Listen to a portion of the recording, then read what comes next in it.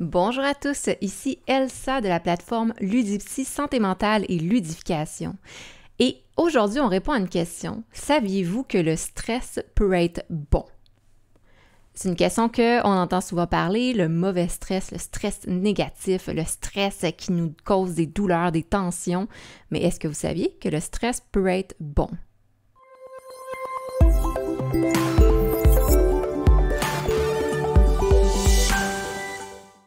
Donc, et oui, en fait, la réponse, c'est oui, le stress peut être bon pour l'organisme, pour la santé, mais surtout, le stress est bon pour la survie.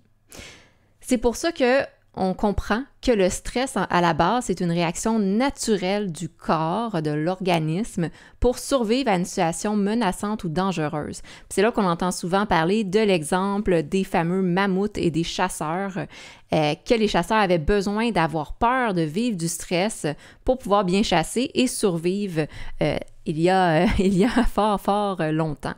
Par contre, aujourd'hui, c'est sûr que l'environnement naturel est beaucoup moins dangereux ou est plutôt dangereux différemment. Donc, on n'a plus peur d'être attaqué par des bêtes sauvages ou des mammouths ou etc. Aujourd'hui, les stress vont être différents, mais ça reste quand même qu'il peut y avoir du bon stress. Ça veut dire que le stress peut être bon pour notre survie au quotidien. Donc, comment ça fonctionne le stress? Au départ, point 1, il y a une menace, un danger. Donc, comme j'ai dit, la menace peut être une menace réelle, un chien nous saute dessus, nous attaque, mais ça peut être aussi une menace, par exemple, un événement stressant, un danger relationnel, ça peut être un stresseur qui arrive une fois ou un stresseur chronique ou un stresseur répété dans le temps. Donc, il y a une menace, il y a un danger réel. Par la suite, bien sûr, on s'est adapté avec le temps, on a créé des mécanismes de protection. Un de ces mécanismes de protection-là, c'est bien sûr la réaction d'alarme du corps. Donc, notre corps va réagir par rapport au danger. Il va réagir par une activation du système nerveux central et une activation comportementale, le corps qui va s'activer, se mettre en mode « fighting ». C'est là qu'on entre dans les phases du stress. Les phases du stress, je vais vous le montrer à l'écran tout de suite. Donc, dans les phases du stress, comme vous pouvez voir ici, la première phase, en fait, il y a un déclencheur, un niveau de danger. Une phase d'alarme. La phase d'alarme, c'est notre organisme, comme je le dis, qui va s'activer. L'activation des systèmes. Ici, dans les symptômes qui sont surtout visibles, qu'on va ressentir le rythme cardiaque qui s'accélère, la patate qui pompe, le cœur. Transpiration, on a chaud, on va avoir de l'hyper-focus, se concentrer, être aux aguets. On va sentir notre respiration qui va être plus rapide et saccadée. On respire, on n'est plus du tout dans la méditation et la respiration longue et profonde. Dans le système nerveux central également, ça va stopper notre digestion. Notre digestion va être aux arrêts. Le sang et l'énergie dans notre corps va être envoyé aux muscles. Nos muscles vont se contracter, vont se gonfler. On va être tendu, on est prêt à fuir, courir, figer, à réagir par rapport au danger. Donc ici, c'est justement la deuxième phase, la phase de résistance. On résiste. Est-ce que je combats? Est-ce que je fuis? Est-ce que je fige d'impuissance? Qu'est-ce que je fais avec mes réserves d'énergie par rapport au danger? Donc on sent ici, ça augmente le niveau de stress, réaction élevée, jusqu'à temps que, à la fin, bien sûr, on tombe dans la phase d'épuisement. La phase d'épuisement, c'est OK, là, je viens de passer au travers du stress, soit que le danger est passé, je passe à autre chose, ou sinon, j'essaie de récupérer l'énergie.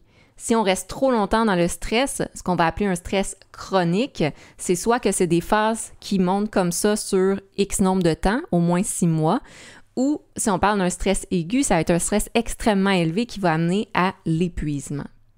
Donc, je compare souvent ici à cette image de « je traverse une autoroute ». Donc, je regarde des deux côtés de la rue, bien sûr, je traverse et là, tout d'un coup, il y a une voiture qui me fonce dessus. Je réagis. Mon corps s'active, réaction de résistance. Qu'est-ce que je fais? Je fuis, je fige, j'attaque la voiture. Disons que je fuis, je traverse au côté. OK, c'est correct, il n'y a plus de danger. Et là, tout d'un coup, je me rends compte que non, c'est une autoroute à 5 voies. Et là, les voitures s'en viennent et me foncent dessus. Et c'est ce qu'on va appeler le stress chronique. Parce qu'on n'arrive jamais à tomber dans la phase d'épuisement. On court, il y a toujours un danger qui nous fonce dessus. Donc, dans ce modèle-là, qu'est-ce qui est important de comprendre, c'est que c'est normal à la base, mais qu'il faut bien récupérer dans la phase d'épuisement, récupérer l'énergie pour justement pas s'effondrer par la suite. Là, on a parlé, le corps s'active. Notre corps va produire aussi au niveau hormonal 2 hormones principales, ce qu'on va appeler l'adrénaline, qu'on ressent à ce boost-là de « je serais prêt à soulever des montagnes pour réagir », et le cortisol, qui à court terme sont des hormones qui peuvent être positives pour la survie, mais qui à long terme sont négatives, vont avoir des effets vraiment pas très plaisants sur le corps. Donc, on ne veut pas être dans le stress chronique ou à long terme. À court terme, ça y est, on est prêt, on agit, on se repose. Au niveau chronique, le cortisol va avoir des effets notamment sur le syndrome du côlon irritable, qui est souvent associé au stress chronique, mais aussi des syndromes au niveau de difficultés de sommeil, difficultés de concentration, augmentation de l'anxiété, augmentation des symptômes dépressifs à cause de l'épuisement, le fameux burn-out qu'on entend beaucoup parler dans le milieu professionnel, mais aussi de l'hypertension, des maux de dos, les fameux tensions musculaires, on se promène comme ça, on a un torticolis, mal au cou, et les fameuses céphalées qui sont des migraines qui peuvent aussi être chroniques. Donc, quand on a ces symptômes-là, oui, on va aller consulter un médecin, bien sûr, mais gardez en tête, est-ce que vous êtes présentement dans un stress chronique, un stress qui dure depuis au moins 6 mois et qui est assez présent dans votre quotidien. Donc, on a vu que le stress, oui, peut être négatif quand c'est chronique ou aigu, mais à la base, le stress est positif. Le stress, qu'est-ce que ça va amener, en fait?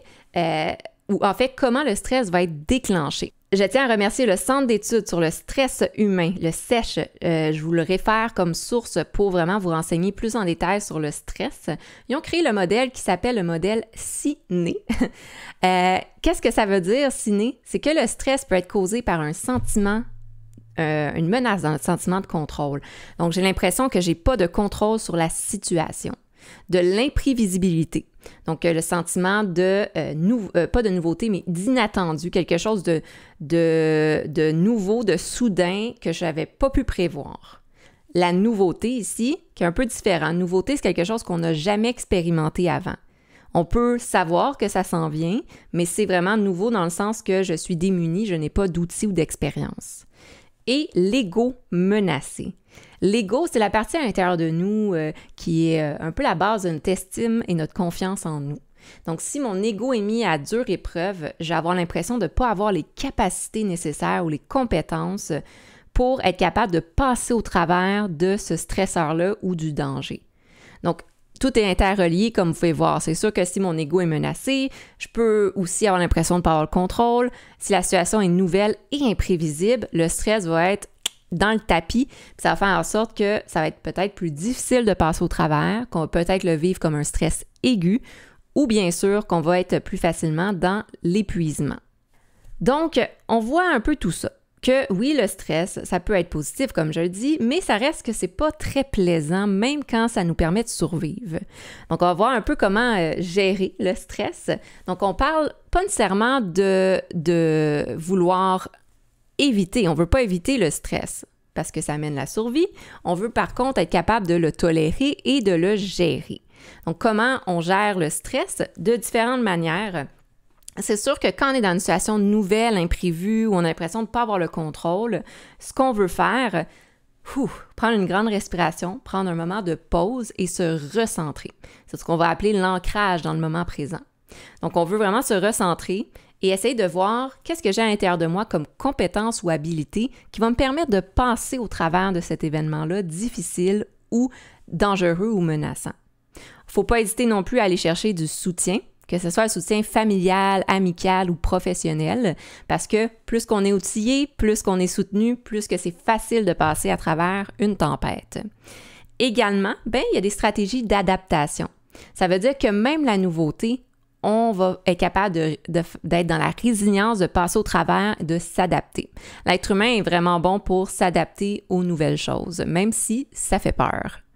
Et enfin, il y a toutes les magnifiques techniques de psychothérapie TCC, de méditation qui permet de notamment agir sur les effets physiologiques, donc respiration plus calme, grande profondeur, Dans l'inspiration et l'expiration, on vient relaxer les muscles, la tension.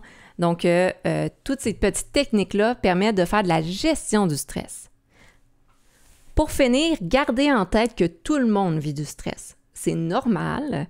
C'est normal aussi d'en vivre à certains moments, notamment durant les fins de session, par exemple, ou des fois dans les moments difficiles au travail. C'est normal de vivre du stress rapproché. Qu'est-ce qui est important ici, c'est de ne pas laisser la peur nous envahir et de tout de suite aller chercher le soutien nécessaire ou les stratégies de gestion du stress pour que les effets physiologiques sous le système nerveux et comportementaux soient moins intenses. Donc, on ne veut pas tomber dans l'épuisement. On veut être capable de récupérer au fur et à mesure, de se remettre sur ses pieds et de continuer le reste de notre semaine le mieux possible. Donc, et voilà, c'était une petite capsule sur le stress, de comprendre que le stress est bon à la base, mais on veut quand même arriver à le gérer au quotidien. Donc, si jamais vous voulez voir d'autres capsules d'éducation psychologique, n'hésitez pas à vous abonner à la chaîne YouTube de Ludipsy. Donc, cliquez sur la petite cloche, le pouce levé.